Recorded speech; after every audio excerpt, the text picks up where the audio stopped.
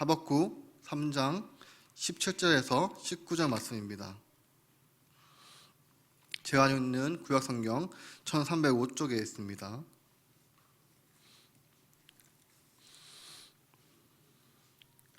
하박국 3장 17절에서 19절 말씀입니다. 제가 가지고 있는 구약성경 1305면에 있습니다.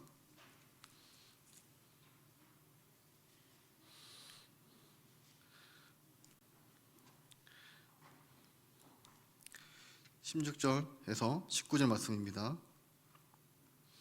제가 먼저 읽겠습니다. 내가 들었으므로 내 창자가 흔들렸고 그 목소리를 말미암아 내 입술이 떨었도다. 무리가 우리를 치러 올라오는 환난 날을 내가 기다림으로 썩이는 것이 내 뼈에 들었으며 내 몸은 내 초소에서 떨리는도다.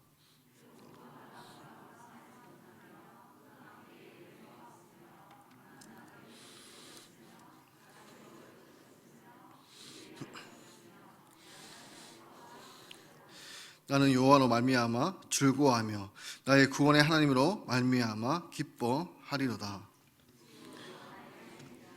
나의 밭을 사슴과 같게 하사 나를 나의 높은 곳으로 다니게 하시니로다. 이 노래는 지휘하는 사람을 위하여 내 수금에 맞춘 것이니라. 아멘. 성경에서 선지자의 역할은 하나님의 말씀을 받아서 백성들에게 전달하는 것입니다. 그런데 구약 성경의 이 예언서를 천천히 읽다 보면은 말씀이 하나님으로부터 선지자에게서 백성들에게로 일방 통행으로 전달되는 것은 아니라는 것을 알게 됩니다.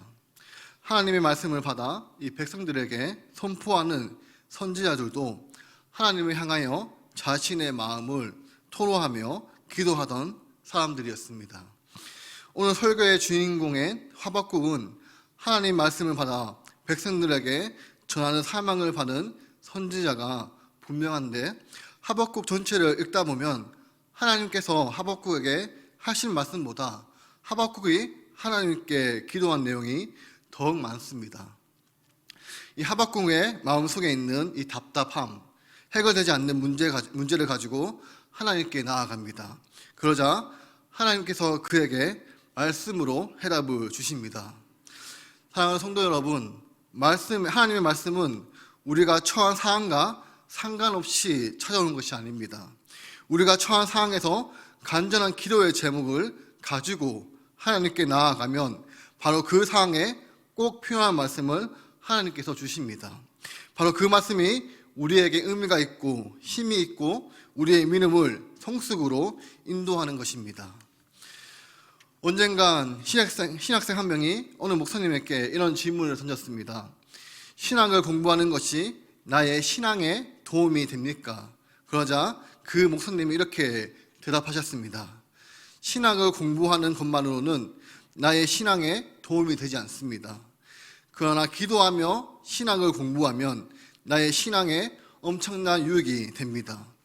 저는 이 목사님의 대답이 정답이라고 생각을 합니다. 우리는 성경의 내용을 공부할 수도 있고 하나님에 대한 지식을 머리에 쌓아갈 수도 있습니다. 그러나 그러한 지식이 나의 삶과 상관이 없다면 그 지식은 비록 성경에 대한 지식이요 하나님에 대한 지식이라 할지라도 나의 신앙에 유익이 되지 못합니다. 도리어 걸림돌이 되고 맙니다. 그런 점에서 기도하는 사람들의 유익은 나의 간절한 기도 가운데 살아계신 하나님의 음성을 듣는다는 것입니다. 우리는 모두 기도하는 사람들입니다. 여러분이 어떠한 상황에 처해 있든 상관없이 모르는 상황 속에서도 하나님께 기도하시길 바랍니다. 그러면 여러분이 처해 있는 바로 그 상황에 꼭 필요한 말씀이 여러분에게 들릴 것입니다. 그 말씀이 여러분에게 능력이 되고 여러분의 힘이 되고 여러분의 믿음이 더욱더 확고한 반석 위에 세워놓게 될 것입니다. 이 하박국이 하나님을 향하여 불평하듯 질문하는 기도로 시작합니다. 하박국 1장 2절의 상반절을 보시면 여호와여 내가 부르짖어도 주께서 듣지 아니하시리라 라고 합니다. 이 하박국 선지자가 하나님께 드리는 질문은 선지자가 하나님의 말씀을 받아서 전해야 하는데 자신도 이해가 되지 않는다는 의미와 자신이 받아들일 수 없는 사항이 있다는 의미입니다. 선지자라고 해서 다 아는 것도 아니고 선지자가 기도한다고 해서 다 응답을 받는 것도 아니라는 의미입니다. 그런 의미에서 하박국 선지자는 참 솔직합니다. 또한 하박국 선지자가 하나님께 여호와여 내가 부르짖어도 듣지 않으시는데 언제까지입니까? 라고 질문을 드렸다는 것은 그가 상당히 오랫동안 이 문제를 두고 기도해 왔지만 아무리 기도해도 하나님께서 응답하여 주시지 않았다는 것입니다. 2절의 하반절을 보시면 내가 강포로 말미암아 외쳐도 주께서 구원하지 아니하시리라고 합니다. 이 강포는 폭력을 뜻하는 말입니다. 하박국 선지자가 하나님의 말씀을 전하는데 유다는 극심한 혼란 속에 있었습니다. 유다의 16번째 임금인 요시야는 하나님 앞에서 자신의 발을 세우고 온 나라를 말씀으로 세우려고 애를 썼던 왕이었습니다. 이 요시야 왕은 남북 이스라엘 왕조 가운데 가장 선한 왕으로 평가받는 인물이었습니다. 요시야 시절에 예루살렘 성전을 보수하였는데 성전 관리를 맡은 사람들이 성전 안에서 이 율법책을 발견하였습니다. 그리고 그 책을 요시야 왕에게 가져옵니다. 요시야 왕은 이 율법책의 내용을 듣고는 옷을 찢으며 깊이 회개를 합니다. 그리고 율법책에 근거하여 당시의 모든 우상들을 제거하고 남유다 전체의 영적인 개혁 운동을 펼쳤던 사람이 바로 요시야 왕입니다. 그래서인지 성경은 이 요시야 왕에 대하여 이렇게 평가합니다. 우리 열왕기하 23장 25절을 함께 읽어보겠습니다. 열왕기하 23장 25절입니다. 시작.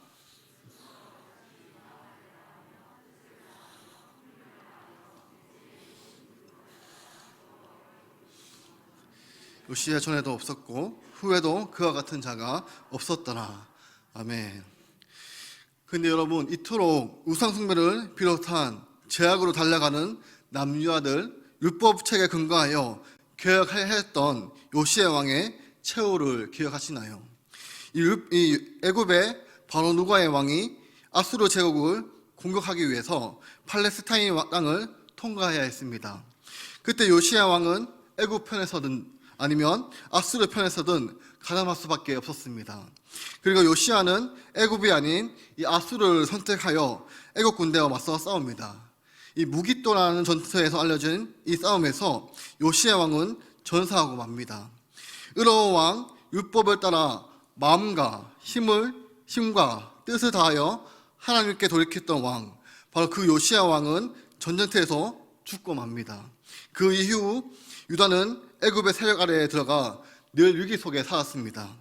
애굽 왕이 유다의 왕의 이름을 마음대로 바꾸고 자신이 원하는 사람으로 세웠습니다.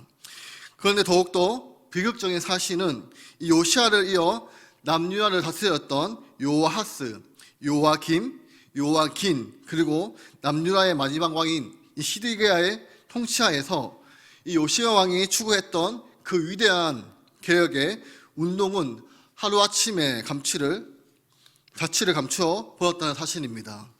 그리고 이러한 혼란 속에서 유다 백성들은 각자 도생하기 시작합니다. 어떠한 종류이거든 힘이 최고라고 생각하여 많이 가진 사람이 이 적게 가진 사람을 착취하고 높은 자리에 있는 사람은 낮은 자리에 있는 사람을 짓눌렀습니다. 온 나라가 힘의 논리에 빠져 있었습니다. 지금의 표현으로 하면은 서로 상대에게 갑질을 하려고 했습니다. 우리 하박국 1장 3절에서 4절을 함께 보겠습니다. 하박국 1장 3절에서 4절입니다. 시작. 어찌하여 내게 제약을 보게 하시며 패악의 눈으로 보게 하시나이까? 겁탈과 강포가 내 앞에 있고 변론과 분쟁이 일어났나이다. 이러므로 율법이 해이하고 정의가 전혀 실행되지 못하오니 이는 악인이 의인을 에워쌌으므로 정의가 굳게 헤어짐이니이다. 아멘. 이 힘의 논리가 판을 치니 사회가 제대로 돌아갈 리가 없습니다. 특히 율법이 해이해졌다라고 합니다. 우리말 이 해이하다라는 긴장이나 규율 따위가 풀려 마음이 느슨하다라는 의미입니다. 그러나 본문에서 의미하는 바는 마비가 되다라는 것입니다. 팔과 다리가 움직이는 것은 내가 내리는 명령에 반응하기 때문입니다. 내가 내리는 명령에 손발이 반응하지 않으면 그것이 마비 상태라는 것입니다. 당시 이 율법, 말씀이라는 머리가 명령을 내림에도 불구하고 유다 백성들에게 전혀 전달이 되지 않았습니다. 그래서 그들은 하나님의 말씀과 완전히 동떨어진 삶을 살았습니다. 하나님의 백성이 하나님의 말씀과 상관없는 삶을 사니 그들은 이방인과 같은 삶을 살았다는 것입니다. 또 정의가 전혀 실행되지 않거나 실행되어도 왜곡된 형태로 행해졌습니다. 이 구약 성경에서 정의는 대부분 재판과 관련이 있습니다. 즉 올바르게 재판하는 것은 하나님의 의로우신 역사, 행하심을 세상에 보여주는 통로와 같습니다. 하지만 당시 유다 사회 재판은 공평하고는 거리가 멀었습니다. 여러분, 하박국 선지자가 이 모든 과정을 지켜보지 않았을까요? 하나님을 배반하고 율법을 저버리며 재앙을 저버리는 왕, 그 중에서 오랫동안 장수하며 호의호식하고 그 기간에 나라는 더욱더 우상숭배의 제약에 빠지고 그 누구보다 하나님의 말씀에 근거하여 국가를 세우기 위해서 노력했던 요시야 왕은 39세의 나이로 전쟁터에서 어이없게 죽고 말았습니다. 이 39세 안에 짧은 생애를 살지라도 이 요시야 왕의 개혁운동이 다음 세대로 이어져 모든 백성들이 마음으로부터 하나님께 돌아오는 회복의 역사가 일어나면 얼마나 좋았을까요? 그런데 요시야 왕이 죽자 요아스, 요아긴 그리고 시드기야에 이르기까지 그 누구도 마음으로부터 하나님께 돌이키는 왕이 없었습니다. 이 제약이 가득한 모습, 폐역이 가득한 모습이 하박국의 선지자의 눈앞에 펼쳐지는 바로 그 상황입니다. 하박국은 하나님의 공의가, 정의가 나타나도록 기도하고 하였습니다. 그러나 눈앞에 펼쳐지는 현실은 제약이 난무하고 폐역이 가득한 현실이었습니다. 하박국 선지자가 이런 질문을 하나님께 속마음을 죄다 드러냈다는 것은 그가 하나님 앞에서 올바르게 살기 위해서 몸부림을 쳤다는 의미입니다. 올바르게 사는 것을 포기한 사람은 이런 질문을 하나님께 드릴 수 없습니다. 또한 이 질문을 하나님께 드렸다는 것은 그가 늘 하나님 앞에 하나님과 함께 하나님 안에서 살려고 몸부림을 쳤다는 의미이기도 합니다. 그가 하나님과 함께 했기 때문에 하나님께서 답을 얻을 수 있었습니다. 우리의 신앙 속에서도 이해가 되지 않는 일이 적지 않습니다. 그러나 그 해답을 찾는 사람이 적은 것은 하나님 밖에서 답을 찾으려고 하기 때문입니다. 끝까지 하나님 안에서 질문하는 사람은 반드시 하나님의 해답을 얻게 됩니다. 하나님께서 우리를 창조하신 분이시기 때문에 우리가 처해 있는 상황을 모르시는 분이 아니시기 때문입니다. 하나님께서 이 하박국 선지자의 질문에 대답하십니다. 유다 땅에 존재하는 이 모든 죄악을 하나님께서 익히 보고 계시며 그들을 심판하기 위하여 이 갈대아인들, 즉 바벨론 제국을 일으킬 것이라고 말씀하십니다. 이 하박국이 이런 하나님의 음성을 듣고 그 마음에 아멘이라고 했을까요? 아멘이 나올 수가 없었습니다. 오히려 이 하박국 선지자는 하나님의 마음을 이해할 수가 없었습니다. 어떻게 유대 민족을 심판하는데 하나님에 대해 전혀 알지 못하고 하나님도 조금도 섬기지 않는 이 바벨론 사람들을 들어 사용하는지 이해가 되지 않았습니다. 하박국 선지자가 이 두 번째 질문을 하나님은 또다시 대답하십니다. 결국 때가 되면 이 바벨론 제국 역시 하나님의 심판을 피할 수 없을 것이라고 말씀하십니다. 우리 하박국 2장 3절에서 4절을 함께 읽어보겠습니다. 하박국 2장 3절에서 4절입니다. 시작.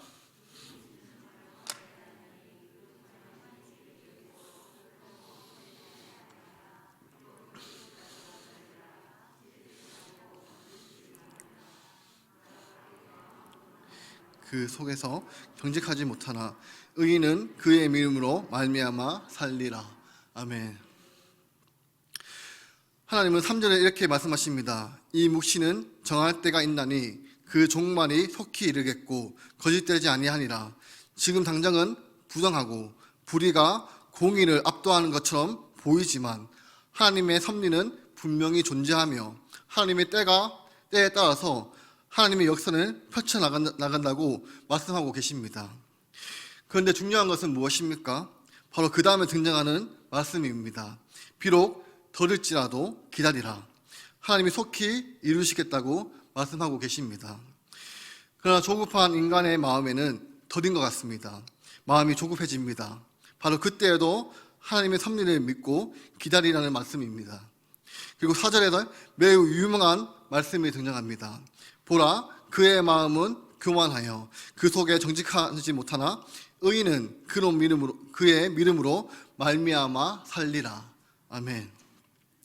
여러분, 하박국 선지자가 하나님과 기도하면서 깨닫는 진리는 무엇인지 아십니까? 하나님께서 결국에는 이 악인들을 심판하는 것이 아닙니다. 이미 하나님의 섭리를 알고 있습니다. 이미 역사의 주관자는 사실을 알고 있습니다. 그런데 하나님께서 역사의 주관자이시면 왜 그토록 의로웠던 요시야 왕은 젊은 나이에 전사해야 하고 이 요시야의 개혁운동은 왜 그토록 빨리 시도해야 했는가? 이러한 질문을 던질 수밖에 없는 현실 속에서 하박국의 기도 가운데 하나님의 음성을 듣습니다. 곧 하나님의 섭리를 믿는다면 비록 지금 당장 하나님의 섭리를 이해할 수 없을지라도 기다려야 한다는 것입니다. 하나님의 섭리를 믿는다면 비록 믿음으로 살아가는 사람들이 억울한 일을 당하는 현실조차 믿음으로 신실하게 살아가야 한다는 교훈입니다. 우리가 교회에 나와서 듣는 설교의 내용은 무엇입니까? 하나님께서 지금도 나와 함께 하신다는 것입니다. 성경이 우리에게 알려주는 내용이 무엇입니까? 세계의 역사는 하나님의 손에 있으며 우리의 삶의 생사하복이 역시 하나님의 손 위에 있다는 것입니다.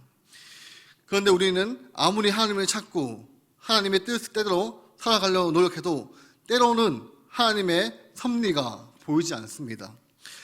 하나님께서 우리 가정을 아름다운 믿음의 가정으로 만들어 간다고 믿지만 우리의 현실은 그렇지 못할 때가 얼마나 많습니까? 하나님께서 우리의 교회를 통하여 세계 열방의 복음을 전파하실 위대한 비전을 품고 계시다고 확신하지만 과연 우리 교회가 하나님의 큰 일을 감당할 수 있을까라는 의구심이 드는 경우가 있습니다.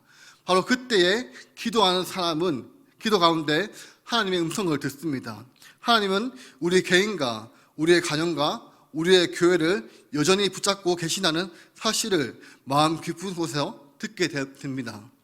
그러므로 지금 우리의 현실은 제약과 폐악이 가득할지라도 참고 인내할 수 있으며 하나님의 사람으로 그리스도인의 모습으로 우리에게 주어진 하루하루를 살아갈 수 있다는 것입니다. 하박국 선지자가 현실 속에서 의로운 사람들이 억울한 일을 당하지만 역사를 주관하시는 하나님의 손길이 보이지 않자 하나님께 자신의 심정을 토로하며 기도하였습니다. 그리고 그러한 기도 가운데 하박국은 하나님의 귀중한 음성을 듣습니다. 비록 마음이 조급한 인간의 눈에는 하나님의 섭리가 보이지 않을지라도 결국에는 하나님께서 공의로 다스린다는 사실을 마음에 확신할 수 있었습니다. 그래서 하박국의 마지막에 등장하는 이 하박국의 기도는 기쁨의 찬양의 기도입니다. 우리 하박국 3장 2절을 함께 읽어보겠습니다. 하박국 3장 2절입니다. 시작. 여호와여, 주는 주의 일이 이 수년 내에 부응하게 하옵소서. 이 수년 내에 나타내시옵소서. 진노 중에서도 긍휼을 잊지 마옵소서. 아멘. 하박국은 계속해서 기도합니다. 여호와여, 주는 주의 일이 이 수년 내에 부응하게 하옵소서. 여기서 이 부응이란 유다 민족이 다시금 하나님의 백성으로 회복되는 것을 말합니다. 하박국은 유다 땅에 제약과 폐역이 가득한 문제를 안고 하나님께 나아갔습니다.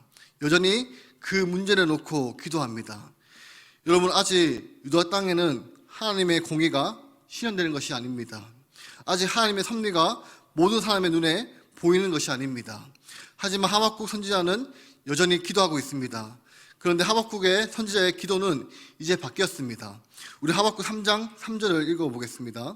우리 하박국 3장 3절입니다. 시작.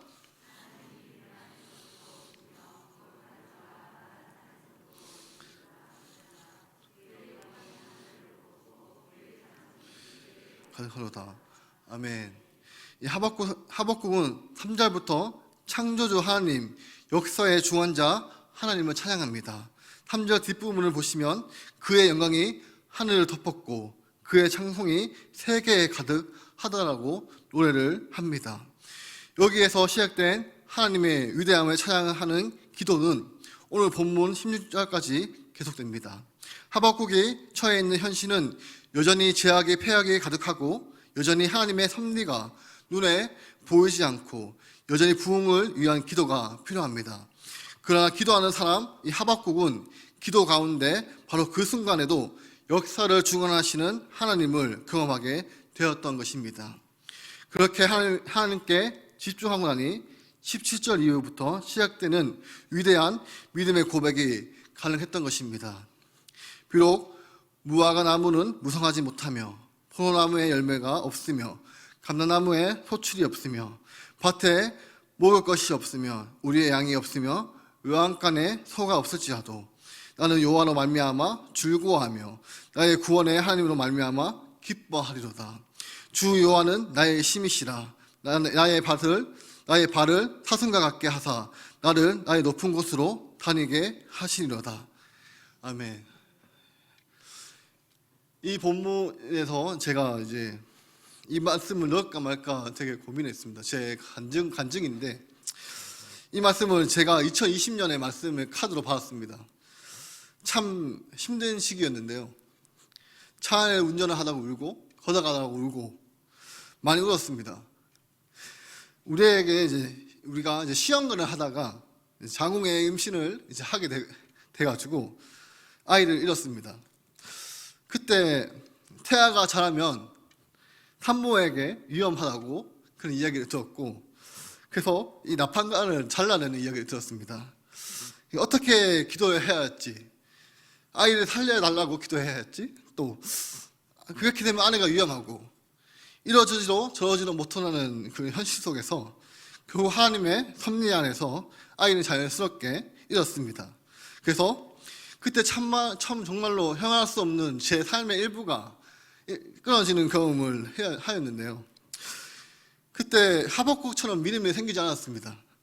이 말씀이 전혀 위로가 되지 않았습니다. 참 많은 찬양을 불렀고 참 많이 와닿았지만 그때 정말 이게 무화과 나무가 무성하지 못하며 포도나무가 열매가 없으며 감람나무가 소출이 없으며 밭에 먹을 것이 없으며 우리에게 이 양이 없으며 외양간에 소가 없을지라도 나는 여호와로 말미암아 즐거워하며 나는 구원의 하나님으로 말미암아 기뻐하리라는 이 말씀이 전혀 위로가 되지 않았습니다. 아이를 잃어보니 나는 여호와로 말미암아 이 기쁨이 생기지 않았습니다. 여러분, 제가 서두에서 하나님의 말씀은 우리에게 처한 상황과 상관없이 찾아오는 것이 아니라고 말씀을 드렸습니다. 우리가 처한 상황에서 이 간절한 기도의 제목을 가지고 하나님께 나아가면 바로 그 상황에 꼭 필요한 말씀을 하나님께서 주신다고 말씀을 드렸습니다. 바로 그 말씀이 우리에게 의미가 있고 힘이 있다고 말씀을 드렸습니다. 저에게 주셨던 말씀은 로마서 5장 4절이었습니다. 인내는 연단은 소망을 이루는 줄 알미로다. 근데 제가 저기서 더 기도했습니다. 주님, 저에게 과연 소망이 있습니까? 지금 아이를 잃었는데 제가 과연 소망이 있습니까? 이런 질문을 기도하면서 다음으로 주시는 말씀이 그 다음 5절이었습니다. 소망이 우리를 부끄럽게 하지 아니함은 우리에게 주신 성령으로 말미암아 하나님의 사랑이 우리의 마음에 부은 바 되미니. 그렇습니다. 우리 하나님 아버지이신 우리 주님께서도 하나님밖에 없는 아들을 나를 위해서 십자가에 죽으셨다는 은혜를 받게 되었습니다. 이처럼 우리의 믿음을 성숙으로 인도하는 것입니다. 12일 날 이제 금요기도를 마치고 설교를 준비하면서 그날을 기억하니 눈물이 났습니다. 그러면서 곰곰이 생각해보니 19절에 주 여호와는 나의 힘이시라 나의 발을 사슴과 같게 하사 나를 높은 곳으로 다니게 하시리로라 라는 것을 깨닫게 되었습니다. 그렇습니다. 그런 힘든 시기 속에서도 주님은 언제나 나와 함께 계시고 함께 울고 계시며 나에게 힘주심을 알게 되었습니다. 여기서 19절에 높은 곳을 의미하는 단어는 높고 험준하고 갑하는 산을 뜻합니다. 이 갑하는 산이 우리의 삶의 현장입니다. 오늘도 우리는 개인과 이 공동체에 어려움들이 많습니다.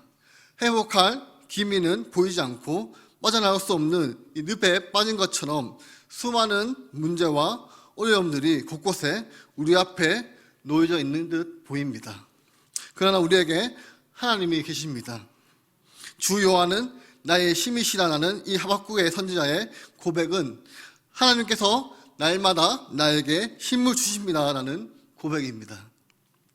당장 숨이 막히고 뼈가 석을 것 같은 고통과 스트레스가 있고 내일이 오지 않았으면 좋겠다라는 이 두려운 순간에도 하나님께서 힘주심으로 말미암아 하루를 살아낼 수 있다는 고백입니다. 오늘 우리는 다가올 환난과 고통을 바라보며 두려움 속에서도 전능하신 하나님을 찬송하는 선지자의 노래를 들었습니다. 그 노래는 하박국만의 노래가 아니라 전쟁 중에 포로 중에 이스라엘 백성들이 부르며 함께 하나님을 회상하게 하는 선지자의 노래가 되었습니다. 오늘 내가 부르는 삶의 노래는 무엇인지 돌아보시기 바랍니다. 지금 당장 하나님께서 어떻게 여러분의 삶을 붙잡고 계시는지 알 수가 없으십니까? 하나님께서 과연 우리 가정을 붙잡고 계시는지 알 수가 없으십니까? 사랑하는 성도 여러분, 기도하는 가운데 우리의 시각이 바뀝니다. 현실은 지금 당장 바뀌지 않습니다. 현실은 지금 당장 하나님의 섭리가 나타나지 않을 수 있습니다. 바로 그러한 순간이라 할지라도 기도 가운데 지금도 나의 삶을 붙잡고 계시는 하나님을 경험하시게 될 거라는 것입니다. 그러면 우리의 현실이 조금도 바뀌지 않는다 할지라도 우리 역시 이 하박국의 선지자처럼 같은 고백을 하게 될 것입니다. 우리를 반드시 찾아내시고 회복시키시고 구원하신 하나님을 신뢰하며 하나님의 힘주심으로 말미암아 험한 산을 뛰어다니는 사슴과 같이 남은 한 주간 또 살아내시기를 소망합니다. 기도하겠습니다. 하나님 아버지, 오늘도 주님과 교제할 수 있도록 가까이 불러주심에 감사드립니다. 오늘 우리가 살아가는 세상에도 악인이 득세하고 공의가 구문듯 보이는 모습이 많지만 여전히 역사의 술래바퀴를 움직이시는 전능하신 하나님을 기억하며 하나님의 역사를 잠잠히 기다릴 수 있게 하여 주시고 내 감정과 환경이 바닥치는 것 같이 온갖 어려움과 문제들이 가득하다 할지라도 내게 힘주시는 하나님의 도우심을 바라보며 오늘의 거친 산이 안산수처럼 뛰어넘게 하여 주시옵소서. 예수님의 이름으로 기도드립니다. 아멘. 지금은 주 예수 그리스도의 은혜와 하나님의 사랑하심과 성령님의 교통하심이 나는 여호와라 말미암아 즐거워하며 나의 구원의 하나님으로 말미암아 기뻐하리로다. 이 하박국의 선지자의 고백이 나의 고백이라는 믿는 우리 구미동무교회 성도 위에 영원토록 함께 있을지어다. 아멘.